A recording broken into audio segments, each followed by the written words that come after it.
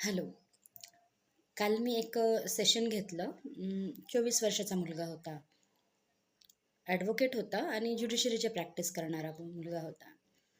वयाच्या 21व्या वर्षीपासून त्याला पॉर्न ॲडिक्शन झालं.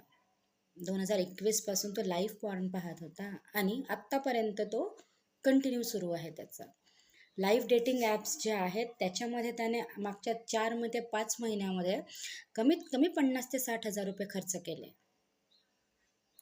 तर त्याचा कन्सर्न असा होता माझ्याकडे, की त्याला ही सवय सोडायची आहे. त्याचा पैसा जातो आहे, त्याचा वेळ जातो आहे. तो ज्युडिशरीचा अभ्यास करतो आहे, त्याच्यात तो फोकस करत नाही आहे. त्याला क्विट करायची आहे ही सवय, त्याला निघायचं आहे या सवयीमधून.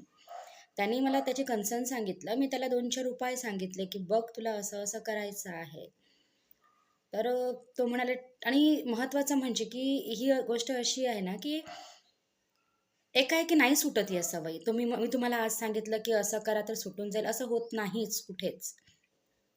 कोणत्याही गोष्टीला प्रत्येकी एक वेळ द्यावा लागतो सगळा. एकाएकी कुठल्याही गोष्टी होत नाही. हळू-हळू, हळू-हळू त्या गोष्टी होत जातात.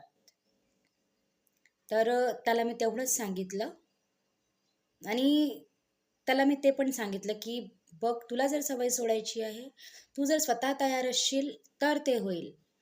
माझ्या सांगण्याने किंवा माझ्या बोलण्याने ते होणार नाही. मी ज्या प्रॅक्टिसेस तुला सांगितलेल्या आहेत त्या तुला फॉलो करायच्या आहेत. तुझं रुटीन चेंज करायचं आहे. मग तू हळू याच्यातून निघू शकतो. एकत्रितरित्या तू इथून निघू शकत नाही. तुम्हाला काय वाटतं याच्याबद्दल?